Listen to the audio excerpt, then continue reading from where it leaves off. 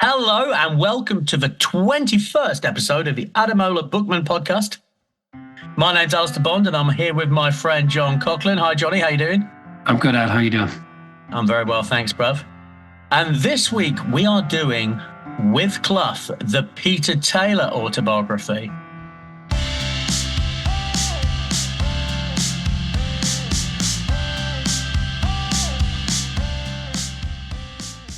Yeah, so this is kind of part two, if you want, because we did Clough last time around. And these two are forever entangled in the eyes of history. But this book came first for the Clough one. And significantly, it came during Taylor's lifetime, whereas the Clough one came after Taylor had passed away. I had a question for you, Al. Have you read, Provided You Don't Kiss Me by Duncan Hamilton? No, I haven't. He was the journalist for the Nottingham Evening Post, was he, during that period? Oh, look at you. Yeah. So, yeah, Provided You Don't Kiss Me, 20 years with Brian Clough. Hamilton was, as you said, a journalist with the Nottingham Evening Post, kind of the inside journalist for Forest for like 20 years. And he had, just total access to Clough and to Taylor. So he would see them every day at the City Ground. And it's a remarkable book. And the reason... The thing I wanted to read the Taylor book was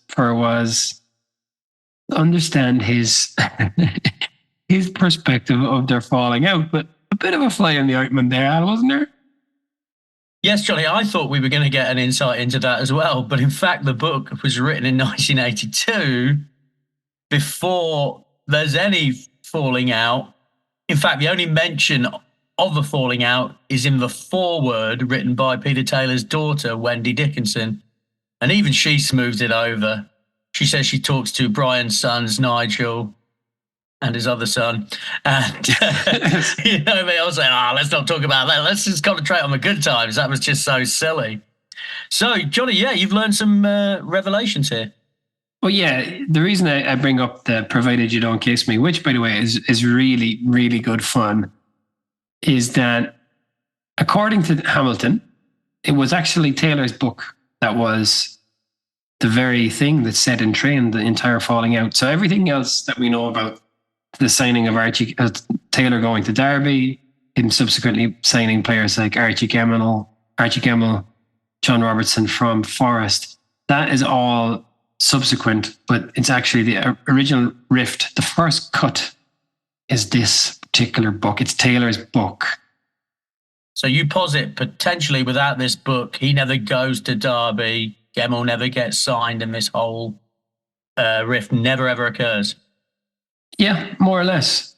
Now, it does seem that Hamilton describes the relationship as like a marriage, ultimately. And he goes through the phases of the relationship like a marriage that has failed. There's the initial courting period where they're madly in love with each other, where Taylor is kind of the senior member of the partnership, if you want. And then over time, Clough earns more money as a player than Taylor, and he very early enough becomes the kind of senior member of the partnership and then earns more money as a manager. And obviously Taylor is often referred to as his assistant, never the other way around. It's never called Taylor and Clough, it's always Clough and Taylor. Okay then, Johnny. So having read this book, and you've just enlightened me here, I had no idea that this book contributed to the falling out. I read this book and I didn't really see anything I considered to be criticism of Brian Clough. So what was it that Clough objected to? Yeah, I didn't find it shocking when I read it, but when I read Hamilton talking about these particular points, I did remember them.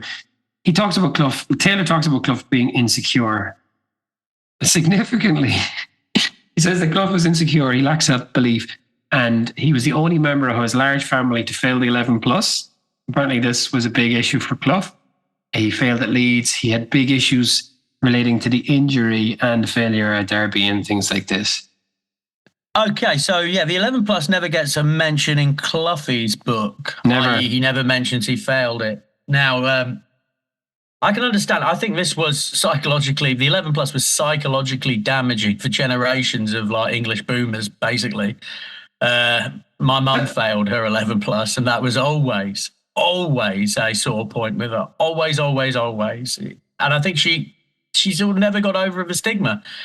So that wouldn't shock me. What is it like? So at 11, you take this big exam, which essentially determines the rest of your academic path. It does seem insane. Yeah, it's basically, there's two doors and you can go through one or the other, and one is smart and the other is dumb. Like, basically, that's how the British education system was. My goodness. And so, like, I remember Clough mentioning that he was head boy, but he didn't mention that he was in a kind of a dumb school or anything.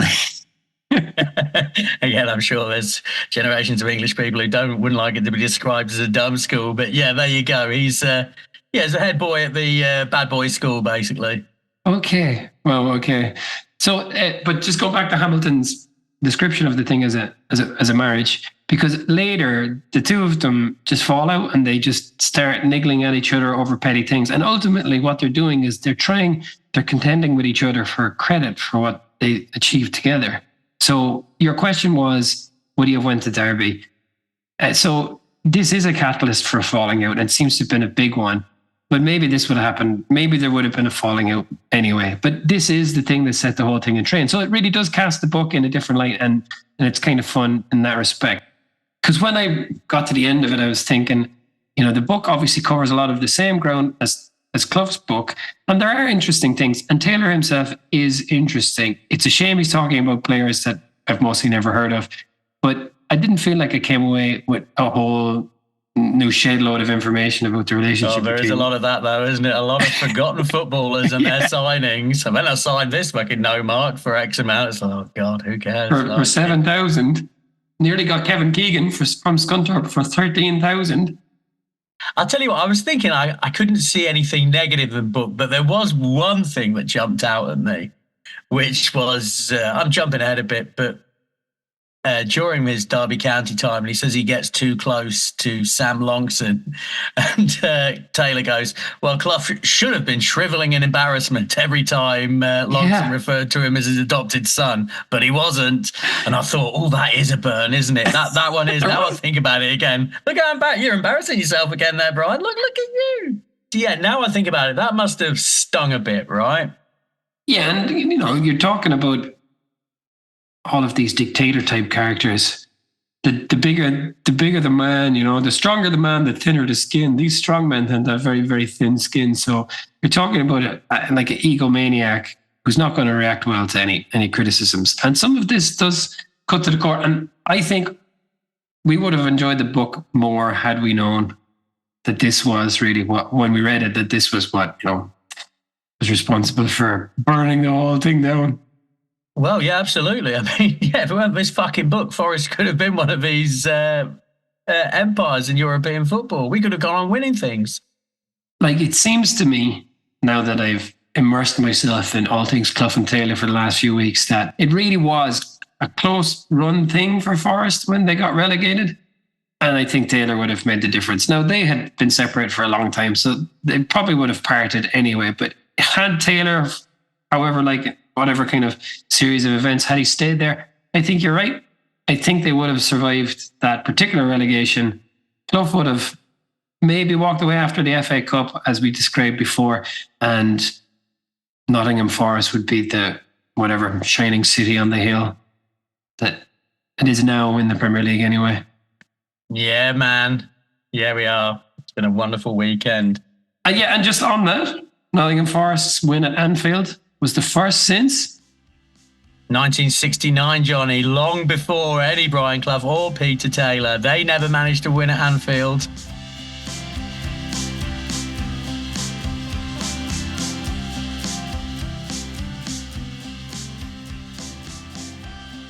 Yeah, okay, so let's talk about Taylor. Just one nice line, which I saw in a couple of places, but it's actually in the Hamilton book. Clough referred to himself as the shop window and Peter Taylor as the goods at the back of the shop. Very glamorous, sort of after all hours, like style 70s description. Like, I don't think anyone would describe themselves as that. It now would be like, he is the Amazon interface, and Peter Taylor is the warehouse where workers are abused. The front end and the front end and the back end of a website is what you're talking about there. as soon as I started getting into that analogy, Johnny, I regretted it. I'm not, computer terminology is not my strong point. Or Okay. any sort of any of this modern stuff. All right. Just sorry, can I ask you a question? And it's related to this book, but to life generally. What do you think is the life cycle of a football book? Other than us who bought this book recently, when do you think was the last person someone bought this book? Yeah, that's a good question, isn't it? I mean, I was astonished I could get it on Kindle on Amazon, because there's some of these big books we've done and contemporary ones I can't, but I could get this on US Amazon on Kindle. So I don't know. Apparently there is a market for it. I think what I always underestimate is I consider myself a pretty big footy fan, but actually in the terms of it, I'm just a casual supporter on it. There's people who are so into it. I guess there are people that read Peter Taylor's autobiography. How many Forest fans are there? 300,000 or something? Even if 1% has read it, that's 3,000 people. But 3,000 people for a book that was written 40 years ago, you know? Yeah, I think you're probably right, Johnny. I can't imagine the last person. I wish you had the data. Who was the last person to buy Peter Taylor's autobiography on US Amazon? It must be a while. Yeah. And so the thing about this book as well is that he doesn't really tell his story, does he? He tells Clough's story. No, well, he is, yes, just an accessory to Clough, really, like, and that's how the world sees him. Yeah, so they first meet in Middlesbrough. Taylor's, 6 or 7 years older than him. He's just signed. I just got to get this bit out right. So Peter Taylor talks. He was at Coventry, and they just got a new manager in, Jess Carver. And Jess Carver used to be manager of Roma. I was like, oh, no kidding. Coventry manager, ex-manager of Roma. And he was assisted by a chap called George Rayner, who then went on to take Sweden to the World Cup final in 1958. And I was like, I don't know much about this old football. I didn't realise it's so cosmopolitan. So Peter Taylor starts talking to that move, and then he's like, oh, I'm going to talk to my friend Harry Storer, who was the Derby manager. Now, Harry Storer got his job not from Roma, and he didn't lead Sweden. He was the cricket coach at Butlins. That's what I thought football was in the old days. There it is. That's more like it. Ex-manager at Roma. Oh, I don't know. What about that guy who's coaching cricket at Butlins? He looks like the guy. Anyway, I think that's a nice little insight into football. And the other thing is, when Peter Taylor went to Middlesbrough, he was signed as a goalkeeper as a replacement for Rolando Ugolini. Apparently, I know nothing about Middlesbrough in the 1960s. Old Rolando Ugolini. Do you think there was a lot of Ugolinis in Middlesbrough at the time? I don't think there were. No, I doubt it. Yeah, he says it. He says he was drawn to Clough because it was a dull place, Middlesbrough in the 1960s, and I do believe you. Apparently, women weren't allowed in boozers and stuff. Like, women were kept out of boozers. Man, it sounds. Oh, I mean, Middlesbrough now is depressing, even when you've got like the internet. Back in there, at least they got Sky. Oh God, it must have been grim. By the way, and I'm probably going to end up talking too much about the provided you don't kiss me. But he said later in life, especially after Taylor died, Clough wouldn't stop talking about the Middlesbrough days. He was obsessed with it. When they had nothing and they used to just sit around. Apparently, Clough said that you'd be surprised by the amount of footballers who are not interested in football. You know, they'll pop off to the pictures or they'll play snooker or go bird nesting, whatever that thing was. But himself and Taylor were they would go to a greasy spoon and they would move the salt and pepper shakers around and talk about football all the time. And this became, I guess, maybe idealized somewhat in Clough's memory, especially after Taylor passed away and Clough was in the grips of alcoholism. Well, that's it. I think everyone is obsessed with the old days, aren't they? I mean, just things were better when you were young, right? That's just how it was. Everything you did, it was the first time. It was the most exciting. You know, obviously we don't need to cover the same ground. So I was just looking for things that were not in Clough's book, ultimately. That's what we want to talk about. Well, is it Taylor has some films? I've got a couple of quotes here. I mean, Taylor says he awakened Clough's politics, which later became a factor by taking him to watch a young Harold Wilson long before he was Prime Minister, and that awakened the socialist in Clough, although Peter Taylor's left-wing leanings died I think apparently with the accumulation of money. But he says about this, and I really think this is important into the understanding of the two. I may have influenced him in that way, as I did in many others, by coming into his life when he was seeking a guiding light. I was 6 years older, married, a father, and experienced in professional football. He was attracted by my faith in him. I was attracted by his unerring ability to put the ball in the net. And I think that's right? He just genuinely believed in him so much, and that must have been very, very appealing to Clough, who at the time was not a huge success on the football pitch. Yeah, and Clough said that when you're having a tough time and then you hear someone singing a song about you in the distance, you want to know more about that song. You want to meet the singer or something like that. Yeah, so he did believe. I think it must have been very like, Johnny, when I came into your life, 6 years older, with a lot more life experience, a little bit of know-how, a twinkle in my eye. You like a goalkeeper, Johnny? A failed goalkeeper yourself. Failed goalkeeper is right. I think I would less like to be remembered for that little stint in goal than anything else in my entire life. God, that was... Oh. Yeah. Okay, moving on. Yeah. Well, there you go. So you are Taylor and I am Clough. Okay, fine. Let's go with that. No, because there needs to be amendments to that, though, because let's face it, I'm also the shop front, despite being older. Shop front, and you're like some mouldy old packets of noodles in the back. Like, stay there. Get in the back. Anyway, so I think you can draw some parallels between our friendship and theirs. But I want all the positive attributes distributed to me. There's one point just here where I just like to throw it in, just as fun with the old things, where Peter Taylor goes, nowadays players can earn up to £1,000 a week. It's like it never gets old for me, Johnny. It never gets old. He's bemoaning that in 1980. You see what these lads are earning? £1,000 a week. Can you believe it? So what scale of time do they earn £1,000 in now? Like 10 minutes? Yeah, 10 minutes. Yeah. So what did you see anything new in the Middlesbrough Hartlepool? He does hate Ernie Ord. Believe me, I'll check that out. Yeah. No, the one thing again, and this is probably what Clough wouldn't have liked, is after Clough's injury, Taylor attributes him with a quote saying he turned into a berserk man, like just drinking and drinking and drinking. Again, never mentioned by Clough at all, right? Yeah. He just said he was a bit low. But according to Taylor, he was a man out of control. Yeah. And let's face it, Cloughy does not really like touching on his alcoholism at any point, does he? Like, he doesn't. If he does if he ever did touch on it, it was with the very lightest touch. Like, I might have had a couple more drinks. Yeah, and he says in his own book that he was going to deal with it. It's not such a big deal. I'm going to deal with it now that I'm retired. But we don't really know if he ever did, do we? Well, I think probably the indications are he did not. I mean, he really did retire from public life. So that was my one thing between the old Hartlepool business. The other thing was, and it's the very start of the book, Clough rings Taylor up, and he's not spoken to him for 6 years.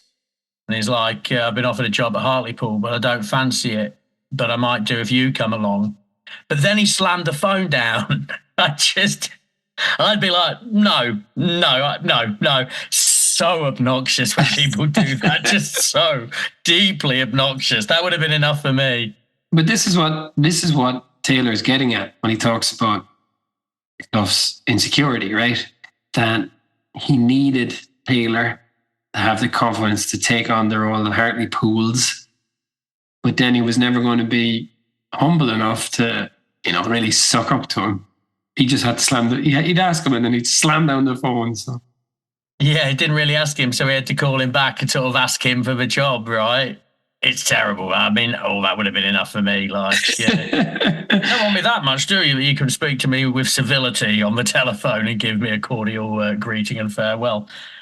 But yeah, I can see that. And what's more, Taylor recognised that Clough's arrogance is a massive asset in being a striker and being a football manager. He says when he was when he was a footballer at Borough, like he'd push kids out of the way and they say, "Hey, what you doing?" He's like, "Look, I'm better at shooting." I'm better. Yeah, he said it would be an open goal or whatever. I'm better at him. I'm better at. You remember those kids at school and what the arseholes, but I guess they were the ones who might make it. And Taylor says that both of them say in their books that during their playing days that they were preparing to be managers. So, the other thing that I was reading this book with an eye for was, what is Taylor's secret sauce? And what were your takeaways in that respect? Well, he just spots the players, right? That's what he does. He's got an eye for a player, and it's what he talks about. It's not so much tactics, but it's blending the players, making the players work together. He can see attributes in two different footballers that he thinks he can identify that will merge and meld together. And he's also, because I suppose when he's writing this book, he is also looking at outlining his case for why he's such a big part of the success, because he must have had a little bit of a chip on his shoulder. But he does say that he was quick to move players on as well. And that was something that they talk about, that they would make whatever amount of money. They would buy someone really low, he'd be really good, and then they'd see, okay, he's kind of lost, to get him out of there, he's rubbish. And then they'd sell him on before anyone else had kind of seen that particular player had become rubbish. And the other thing that... Well, isn't that like Fergie, though? Wasn't that exactly what Fergie did? All of a sudden, it's like, what the fuck? Your Amsterdam's out of there. What? Yeah, the Stam one. Like. Yeah. But then, so the other thing was, Taylor was a good man manager himself.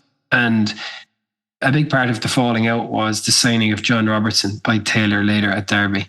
But Robertson, in a way, he personifies out the whole Forest, the whole Taylor Clough kind of success, because he was only 22 and he was a fat, lazy mess. And Clough had a real go at him. And apparently they would do a real good cop, bad cop thing or whatever. But Taylor in particular was the one who had identified that Robertson was really good, but that they had to get it out of him.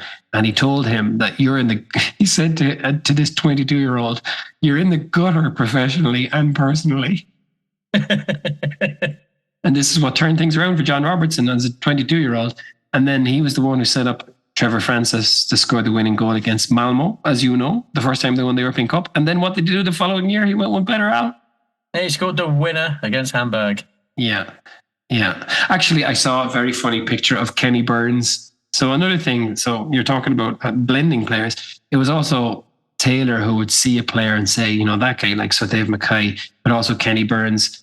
He was a centre forward, and then they moved him to play as a sweeper. They did the same thing, like they moved Mackay as well, right? But there's a funny picture.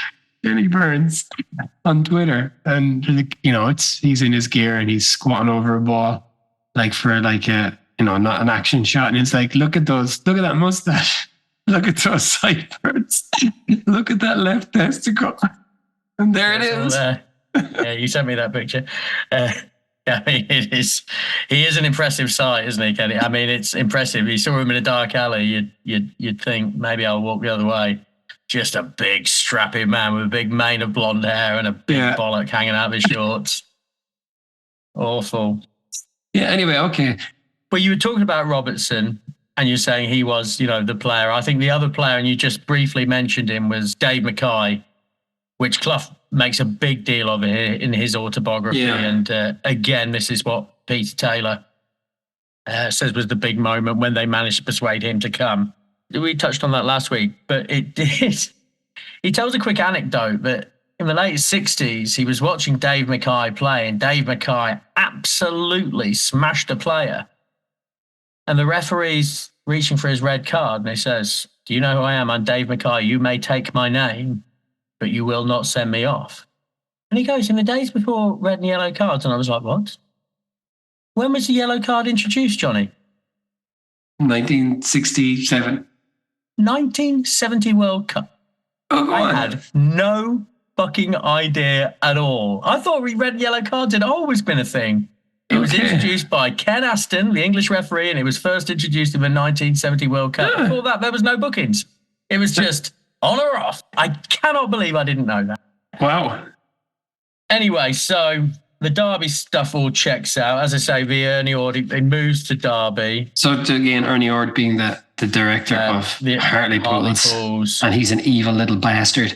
And then they go to Derby. But I suppose there's... Yeah, he is interesting enough on Longson, as you said, that he used to... That Longson kind of, as we kind of knew a little bit reading between the lines from Clough's book, that Longson kind of played Clough a bit. And there was a thing in the Provided You Don't Kiss Me book that Taylor had a joke that the team at Derby was so good that Longson could manage it, but the joke kind of backfired because then Longson just kind of started to believe that, Longson being the director. I just feel I have a degree of sympathy for Sam Longson. I mean, he didn't know he was going to get this. There's one point, and they say, where the rift is widening, and Taylor goes, and they just go and buy players willy-nilly, right? They just like bring a player into a room, and then they invite the chairman in. It's like, oh, hello, I've never met you before. It's like, well, no, you haven't. You're signing him for 70 grand. Yeah. It just seems astonishing to me. And there's one bit where... Sam Longson, Peter Taylor buys a player from non-league, £14,000. Sam Longson, £14,000 is a lot of money for a player from non-league. Go to hell. Just like, fucking hell, lad. I mean, it is his money, isn't it? Like, that's quite a lot of money for a non-league player. Go to hell. It just does seem just totally untenable. I mean, they have absolutely zero respect for anyone. Yeah, well, Taylor said that Longson was a hard-nosed haulage millionaire, and Clough was brought in by him, and it's kind of like he was naive to believe that this tough businessman was like some kind of grandfather figure for him. This is the staff at Derby after the first season. I think the casualties at the end of our first season totaled 16 players, 4 groundsmen, some caterers, a couple of clerks, and a tea lady who laughed after a bad defeat. Fucking Mourinho and Eva Carneiro, eat your fucking heart out. Like, tea ladies, they weren't even safe. Like, get out. Can you imagine? Oh, I'd love to have seen that happen. I mean, what was it? Did they sack her on the spot? Or did they talk about it and say, hey, do you see her smirking away after we lost? She's for the cutting block. I really quite enjoyed that. Can you, because I can't do it, I was trying in my own time. Can you just do Clough saying shithead? Shithead. So apparently he called everyone shithead. So Hamilton says in his book that he wrote some critical article and he got a call from Clough banning him from the ground, never come back. And then Hamilton was like, okay, fine. And this was, in the early years. And then he got a call from Clough a couple of days later. It was like, shithead, where are you, shithead? And he's like, well, you banned me from the club for life. And he's like, I didn't mean it, you stupid prick, or whatever. Like all these kind of like so kind of abusive and jocular at the same time. And he said, come down to the ground and we'll have a chat. And that's when Clough essentially said to him, you can report on this club, but essentially you'll do it on my terms. And then forever, he went to all of the games on the bus. He saw everything. And then at the end, like he would be going between Clough and Taylor's offices, and Clough saw him walking down the corridor one day to see Taylor. He's like, shithead, where are you going? Before he could say anything, Clough was like, who am I in this club? And Hamilton is like, you're the manager. And he's like, yeah, remember that. So I'd say he was just always being a prick to people. I'd say he was a tough son of a gun. Yeah, really difficult to be around, probably. And shithead's a shitty word as well. Shithead. Someone's like, all right, wanker. All right, fair enough. All right, shithead. Fuck off. It's different. It's just different. It's an awful thing to say. There's no nice way of saying shithead, is there?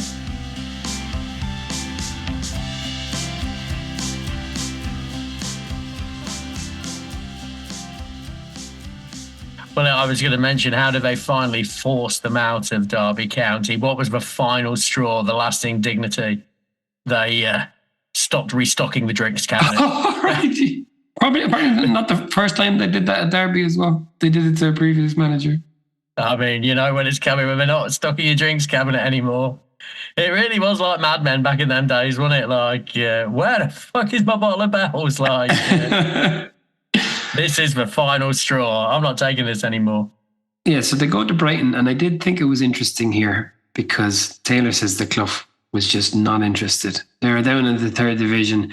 Clough's mind was in Derby.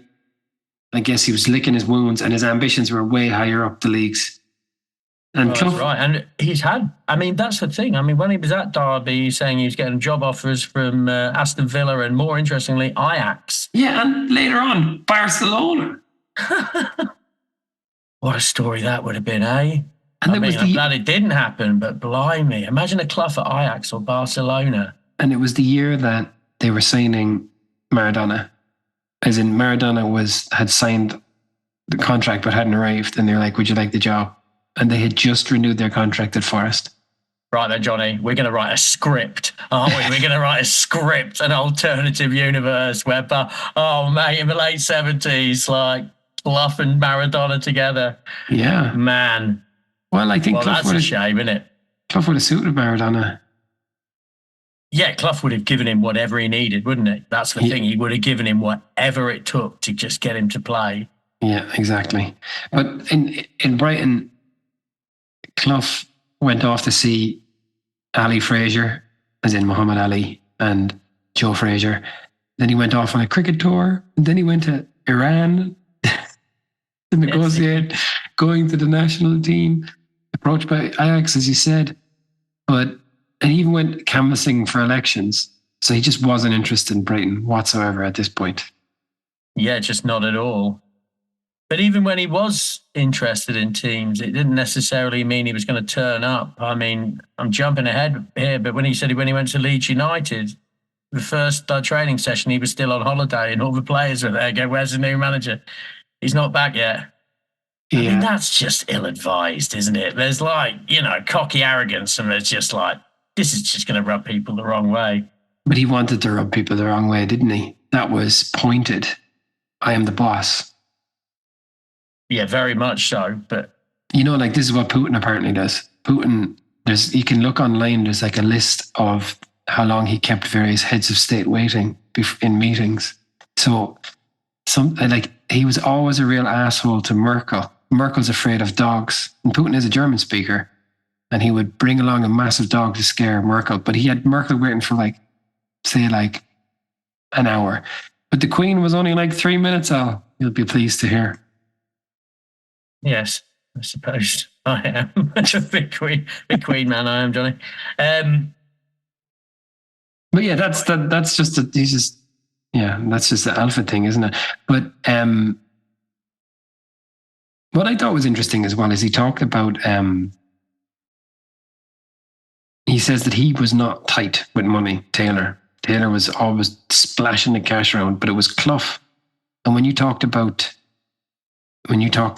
Collymore and the non-signing of Collymore by Clough, I think Taylor would have just said, yeah, go for him. And at this point, Clough had, I'm really jumping ahead here, but it just came up at this point because I can't remember what it was specific, but he was talking about how much he was splashing the money around a lot more than Clough ever would.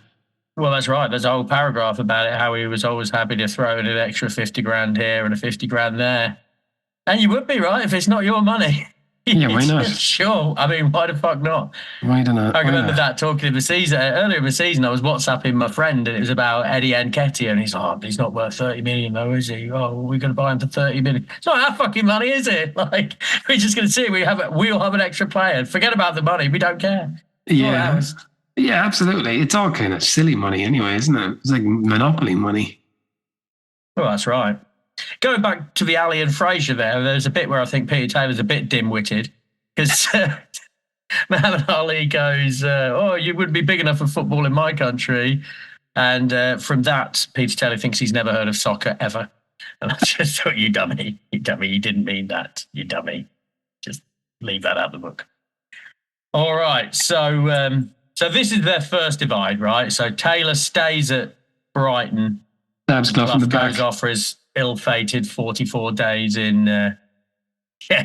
Peter Taylor stabbed Clough in the back by remaining where he is in the job that he was made to take by Brian Clough. While Brian Clough sets off on an ill-fated mission. Oh, you stabbed me in the back. I carried out a controlled environment. No, sorry. I carried out an experiment in a controlled environment. I watched the Clough Revy interview, all 26 minutes, with Jenny, my wife, who knew nothing about, obviously, the kind of subsequent developments with these men and what happened in their careers. And she still gets good jobs. I don't know how it works. How she didn't know about Don Revy leaving the England job to be the manager of Saudi Arabia, I will never know. What do they teach you in Irish schools, Johnny? What do you learn in history? Come on. Well, it's in the 11 plus, I'm sure. But she was pro Revy. She was Revy all the way. Well, I've had a private conversation about that. What she was pro Revy. What did she not like about Cloughie? Doesn't she like charisma, Johnny? Well, obviously not. She married you. Yeah, all right. So you're Don Revy and I'm Brian Clough in this situation. I'll take that. Lovely stuff. Yeah. Go chase your oil money, Johnny. Go on. Yeah. He didn't say all that much about the lead stuff. He could have put the boot in there, I suppose, and said that things would have turned out differently had he went. But we know again, that this gives us all perspective, though, because he's not going to put the boot in, is he? Because he's got to work alongside this man who at some point is going to read this book. He's quietly writing this book. He's in now, knowing that his best friend and work partner is going to read it at some point. So, yeah, of course he can't. There's going to be very little candid. Yeah, that's fair enough. He's typing there quietly away, tick tick tick tick, and Clough is down the hall in the next room or whatever. I tell you what, I am jealous. Every time they talk about flying off to where do they go? Mallorca. Mallorca. Must have been lovely to go to Mallorca in the 1970s, mustn't it? Must have been absolutely gorgeous. Yeah, it probably was very nice. And they did go all the time. All the time. Wouldn't live abroad because that would be fucking evil, wouldn't it, Brian? You can go on holiday all the time and still come back and drink the water. That's all right. It kind of reveals itself slowly as they're talking about Forest. He says certain things that made it evident that, wait a minute, when he's writing this book, he's still at Forest. And I was like, oh my God, we're not going to get the whole thing that I yeah, that's one of the about. notes. I think it's about Archie Gemmill or something. It's like, and he's still playing with us now. It might have been John McGovern, and he's still playing with us now. It's like, what? When was it written? Yeah, I had a moment like that. What? Yeah. What? Yeah. He was saying at Forest, and it was fun. The Forest stuff is fun. And he's saying that they would essentially, and it's to the point you made earlier, they would try and trick the chairman, Stuart Drayton, into some of the signings. Like they kind of bring him in at the very last minute and not really tell him anything. I think Stuart Dryden was just a board member. I don't think he was the chairman. Okay. He was the guy that got done for the post office in Ruddington, right? The fraud. He was their one ally on the board. Yeah, he went to jail. Yeah. And he took a bit of money off Clough on the way, didn't he? The Clough doesn't know what he gets. He's such a nice man, apart from being a low-level crook. Yeah, he puts it in his book. So there was one of the, I guess, big Taylor successes, and I guess this is also... So Gary Birtles went on to play for Manchester United, and it was a big failure. He signed around the same time as Robson, if I recall correctly, maybe even the same day. But he was a big failure. But Taylor found him playing in the non-leagues for a team called Long Eaton, and everyone said he was shit. And Taylor went to see him, and he was like, yeah, this guy's not great. And then he saw one flash, said, actually, this guy will be good. He just did one thing, and Taylor was he like, just okay. moved the ball, didn't he? Just moved the ball once in a way that he liked. And that was... Yeah, and then he scored. He went on to score an assist against Liverpool in the European Cup when they knocked them out. And it was scored like more than 20 goals a year. Like that is, what a skill. What an eye this man must have had. Yeah, he cast his bread out on the water and it came back buttered, as he says at one point in a That's very nice. confusing statement. It's nice though.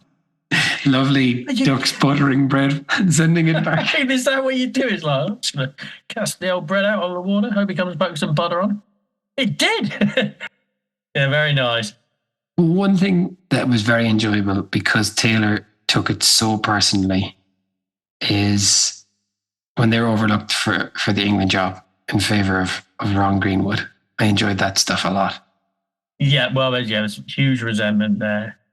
Yeah. And old Dick Rag just didn't realise that Brian Clough would completely change his personality. Yeah, he tries to sound diplomatic, but then he just kind of is really blunt, and he kind of says that Ron Greenwood never won anything. His team was his England team was terrible, and then he just kind of goes on like attacks on various England players of the time. Steve Coppell was decent but limited. Ray Wilkinson was negative, never moves the ball forward and never scores. It's like, yeah, these are the players I do know, so give me more of that, And these are the contemporary players as well. I mean, these are players they were playing at the time. Taylor, exactly. Yeah. He says that he would have played Hoddle and Trevor Francis.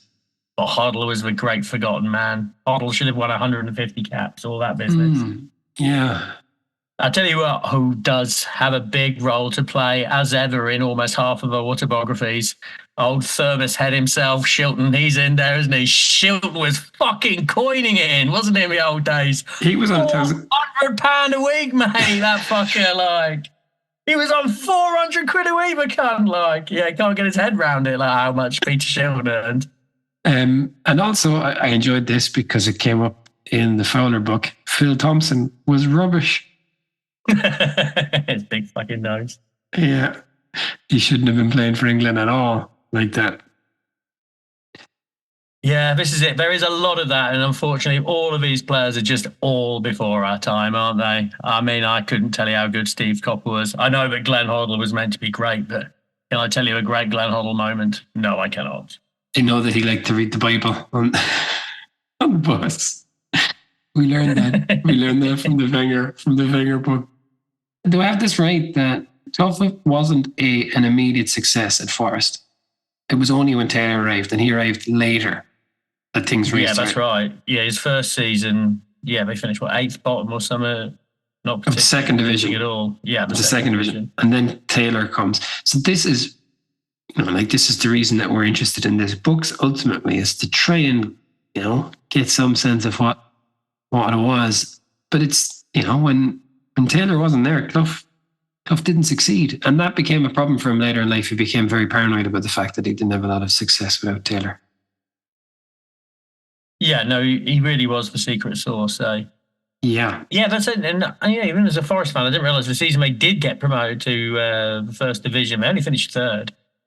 It was one of those, they're already off on holiday, they're relying on a result from somewhere else, which seemed to happen a lot at Forest. Yeah, they got a good bit of that, didn't they? Yeah.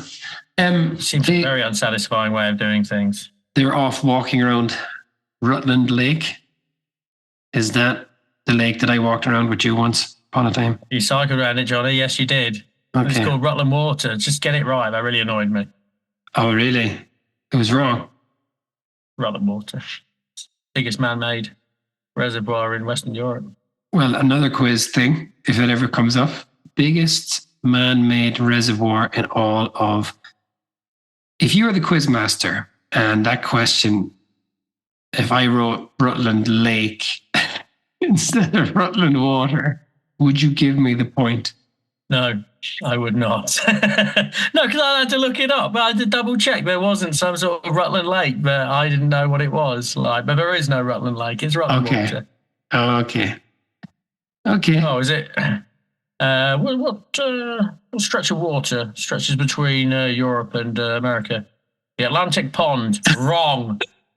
It's not a pond. It's an ocean. And it's not a lake. It's a fucking reservoir and a water. A water. Actually, on that topic, and I had a question very specific to you. I have a tendency sometimes to say water and wham, because you have a story about hearing, I think it's maybe Steve Stone, saying that on the bench at a Forest game. This water is wham. Yeah? He was at training. And he said it to Mark Crossley. Yeah, as he was walking off the pitch. It was the same day that my brother ran over to Erling Brown Haaland's dad, Alfie Haaland, to get his autograph, and Alfie Haaland told my brother to fuck off, I'm still training. And my brother ran back crying. Yes, what as wham. Yeah, Steve Snow said it to Mark Crossley, and I've said it forevermore. The reason I ask is there is one of the chapters in the Provided You Don't Kiss Me is called What a Wast. W-A-S-T. W-A-S-T. And like there's a quote from Clough saying, what a waste, what a waste. But the chapter is called What a Wast. So is there something going on in Nottingham about this pronunciation? Well, Steve Stone's a Geordie and Cloughie's from the northeast as well, so maybe it's a northeast thing. Okay, well, there you go. Very quickly, there's the £1 million signing of Trevor Francis. This is a big thing. I did think it was kind of fun that there was a transfer tug of war for the most expensive player in English history between like Forest and Birmingham, not very glamorous. And the previous record was 516,000, where there was a transfer tug of war between Middlesbrough and West Brom. What was going on with the big teams back then? What were they doing? It was just different, eh? Finances were different. That occurred to me as well. Like even players that they were selling and buying, they never seemed to go to Liverpool or Arsenal or whatever. It just always strikes me, all these big transfers. Yeah, there was Brian Robson was a big transfer, wasn't he? He was a big one, but yeah, just that was something. And the other thing was when Forest spent £1 million, which is the equivalent of about 20 million, but the most money ever spent in English football.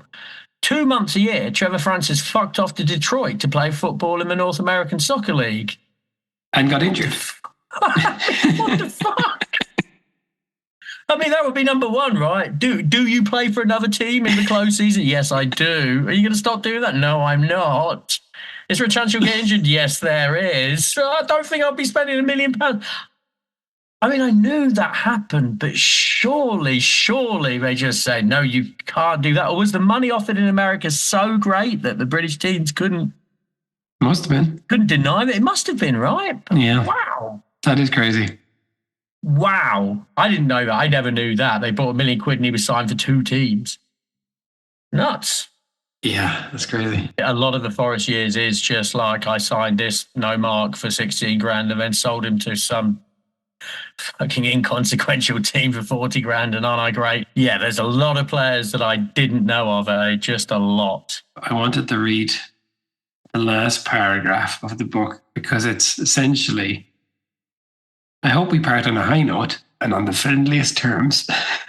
It's what he says at the end of this book. That was not the ending I expected. As I say, I mean, this was, because I was reading it on the Kindle, it was so abrupt, the end. And then the end was so, I mean, genuinely tragic, right? Tragic's like, oh yeah, I hope we're friends forever. I love this guy. Like, turns out 2 years from now, you won't speak to him ever again until you die. So he ends the book like Clough caught him in the act of writing it. Yeah, very. He just can't write anymore now. Like Brian's just walked into the laundry room, caught him tapping away on his typewriter. Yeah. I keep going on about it, but the other book, Provided You Don't Kiss Me, it says that Taylor had had a heart attack when they were at Derby. But Clough had one when they were at Forest, which you presumably know. And Taylor took over as the capo de tutti capi or whatever, the head honcho. And he had a total breakdown, Taylor.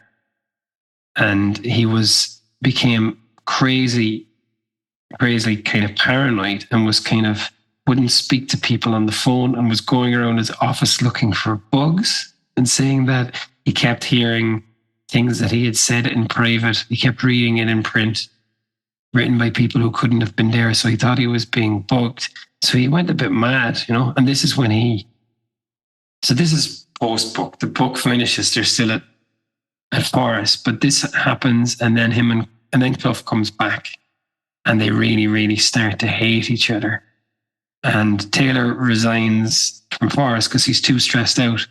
And then Clough says to your man Hamilton, and he was back 186 days later. Like the fact that he knew to the day the amount of days that Taylor had resigned. And there was a reason that Clough was so pissed off is that Clough negotiated Taylor's severance from Forest and helped him keep some car or whatever. And then he was back down the road at Derby for that whole debacle then. And Taylor didn't succeed at Derby. He brought Derby down. He resigned before they were relegated, but he resigned a few games before they went down.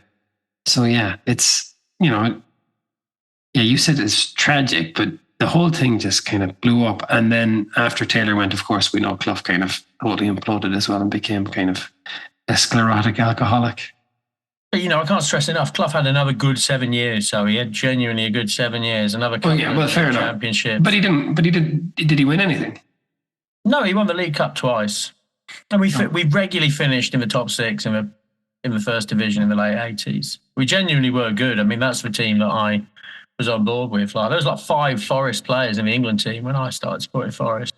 Apparently when Taylor got Derby resigned, Clough brought your man Hamilton into his office to toast it with double whiskies all around. So yeah, those guys really ended up hating each other. Yeah, so it is. It's a funny book, this, isn't it? Because it's so incomplete. Yeah. It really is just a snapshot of a time. And it's really sad that Peter Taylor doesn't realise his life's going to get a lot worse. Oh, man. Both their lives are going to get a lot worse pretty much from the moment that book was written. Yeah, and that's what's significant about the book, I suppose, ultimately.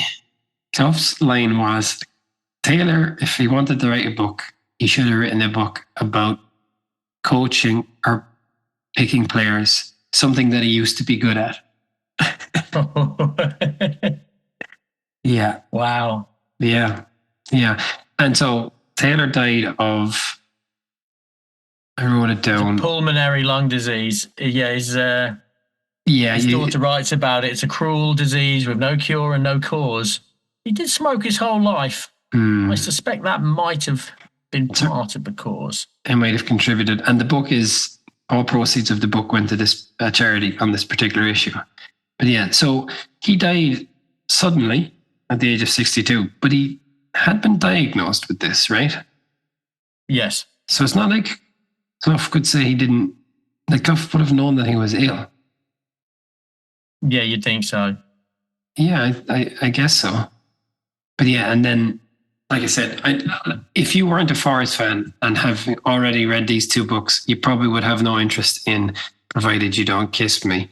But because you are a Forest fan, I think you should read it because it does shed a lot of light on these other kind of areas. And essentially, those bits after Taylor and Clough just kind of talking about Taylor all of the time. And he went from being this, evil bastard in his eyes to this saintly figure. And I suppose that goes back to this idea of this kind of marriage. And obviously that happens in marriages as well when someone passes away, that they kind of become lionized a bit maybe in the eyes of the other person. They forget all of the failings. That's my feeling. He says, I should have forgiven him before he died, but I don't think he had the capability to forgive him until he was dead, if you see what I mean. I absolutely. I think so. I think that's absolutely the case. Yeah, proud man, a proud and stupid, toxic old man. Yeah, well, I liked living in the head of Clough and Taylor for the last few weeks. But I should also suggest you watch a film, I Believe in Miracles, which is on Netflix, which is a 90-minute movie about Forest European Cup winning team. And it's really great. It's released about 5 years ago. Okay. It's fabulous. Real taste of a time. You got to see swinging Nottingham in the 70s. Looks great. And is swinging Nottingham any better than swinging Middlesbrough was in Nottingham? Right, you're lucky you're in France. Fucking of course it is. Nottingham, one of the best cities going. Yeah. Party town. How dare you? Okay. Well, I don't know. Well, I'm telling you now, Johnny, that Nottingham is a lot better than Middlesbrough. Okay. I've never been to Middlesbrough, but I suspect it is. Yeah. Okay. Well. Yeah. So, what did you think of this book? Well, it was a very enlightening accompaniment to what we read just last week, but it did feel very, very incomplete. It really is a snapshot, and of course, it just doesn't tell the full story. And I think it's also held back by the fact, and which I've since learned, that he can't really tell the Cloughy stories because He's going to read them. So He's going to be there's cross. a lot we don't know about it. There's a lot we don't know, right? We learned a little bit, but there's a lot we didn't learn. I give it 3 out of 5. Three obnoxious chairmen. 3 obnoxious chairmen out of 5. Yeah, I might give it 3.5. Yeah, I'll give it 3.5. I did enjoy it. But if I was to read anything about Clough, it would be the one that we didn't do an episode on. Provided you don't kiss me. That's what you recommend, eh? It did take you back though, and I tell you what, Johnny, I could smell the Farrah slacks like through the book. You could his nylon shirt and his cigarettes. I mean, you are there back in the 70s with all the accompanying outdated modes of thought. Yeah, but yeah, it was an interesting insight. Yeah, like you said, there are 300,000 Forest fans. There probably is a constituent of that group that would be interested in this, but it's probably quite a small one, isn't it? Well, what's more, I mean, they'd be really old now as well. Really, really old. I mean, Taylor was before my time, and I'm no kid. Yeah. To actually remember Peter Taylor being at Forest, you'd be in your 70s by now. So he died in 1992. No? 1990. He died in 1990. Yeah. Next episode is Garincha. And this is not an autobiography because I guess it's kind of before those times. I'm going to have a guess, but Garincha couldn't read or write. So this is Garincha, The Triumph and Tragedy of Brazil's Forgotten Footballing Hero by Ru Castro. Available on Kindle. Are you on the index? Okay. All right. Yeah, so I'm headbutting the microphone, so it's probably a good time to say goodbye. Well, thanks again for joining us here on the Adamola Bookman pod. Yeah, thank you very much, Al. Thanks to Dara Finnan for the music. And yeah, catch us on, I nearly said Spotify. We're on Spotify, but yeah, Instagram. If you've got any comments, any recommendations, any criticisms, we welcome them. I echo those thoughts. Apart from criticisms. Yes, compliments, please. All right. That's why you're the Clough of this pair. That's right, young man. Shithead. All right. Cheers, buddy.